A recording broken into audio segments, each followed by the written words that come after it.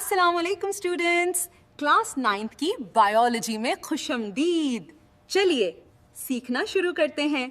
कभी गौर किया है कि ये जो इतने ऊंचे ऊंचे दरख्त होते हैं जो सैकड़ों फुट बुलंद होते हैं, आखिर इनकी चोटी तक, इनके सबसे ऊपर वाले पत्ते तक पानी पहुंचता कैसे है?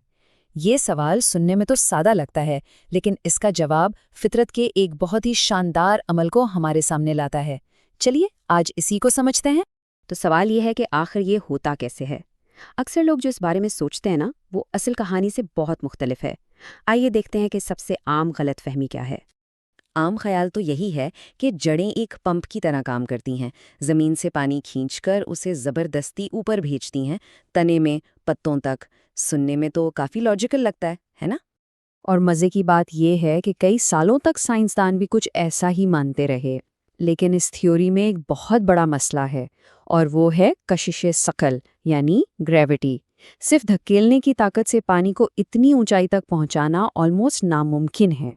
तो अगर जड़ें पानी को ऊपर धकेल नहीं रहीं तो फिर हो क्या रहा है? असल कहानी धक्के की है ही नहीं, बल्कि एक खिंचाव की है। और ये जो अमल है ना, ये कहीं ज्यादा ताकतवर और सच पूछें तो बहुत ही स्मार्ट है। चलिए अब जरा इस खिंचाव को समझते हैं। असल ताकत पौधे की जड़ों से नहीं, बल्कि इसकी चोटी से आती है। ये सोचने का बिल्कुल ही एक अलग जाविया है।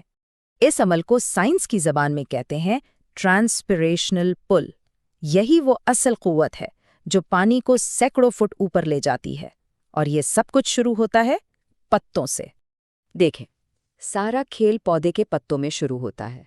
जब सूरज चमकता है ना, तो पत्तों में मौजूद छोटे छोटे सुराखों से पानी भाप बनकर उड़ जाता है। इसी को ट्रांसपिरेशन कहते हैं।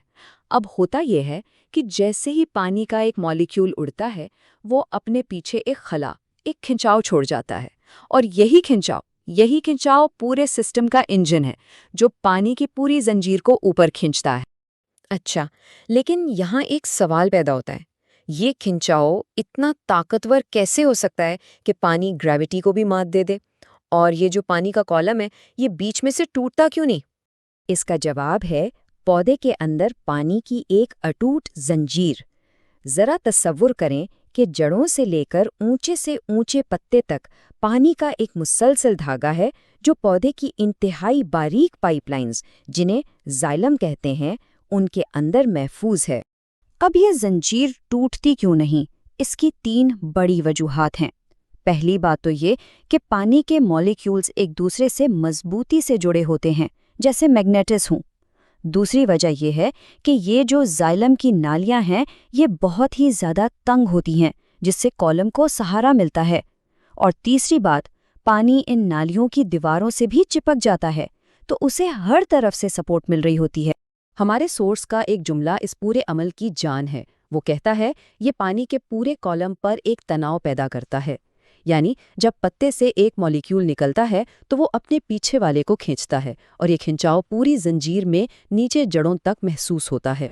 तो असल बात यह है कि ये एक टीम वर्क है। हर मॉलिक्यूल अपने से नीचे वाले को खींच रहा है, और इस तरह पूरी की पूरी जंजीर एक साथ ऊपर की तरफ खिंचती चली जाती है, बिल्कुल ऐसे जैसे कोई ऊपर से रस्सी खींच रहा हो। तो ये एक बहुत ही ज़बरदस्त मैकेनिज्म है। लेकिन ये अहम क्यों है? भाई, ये सिर्फ एक दिलचस्प साइंसी हकीकत नहीं है। ये खामोश ताकत ज़मीन पर जिंदगी के लिए बेहद ज़रूरी है। तो आज हमने क्या समझा? सबसे अहम बात, पौधे पानी को धकेलते नहीं, बल्कि ऊपर की तरफ खींचते हैं। ये ज़बरदस्त खिंचाव पत्तों से शुरू होता है, और पानी के मॉलिक्यूल्स की एक ना टूटने वाली जंजीर इस खिंचाव को जड़ों तक पहुंचाती है। यही वो खामोश, नजर ना आने वाला इंजन है जो हमारे जंगलात को आसमान छूने और इस जमीन को हरा भरा रखने की ताकत देता है। सोचिए जरा, ये अमल हर रोज अरबों गैलन पानी खामोशी से ऊपर पहुंचाता है। लेकिन ये निज़ाम जितना ताकतवर है, उतना ही नाजुक भी है। तो सोचने की बात यह है कि जब ये जंजीर, चाहे खुश्कसाली की वजह से हो या किसी और वजह से, टूट जाए, तो फिर क्या होता है?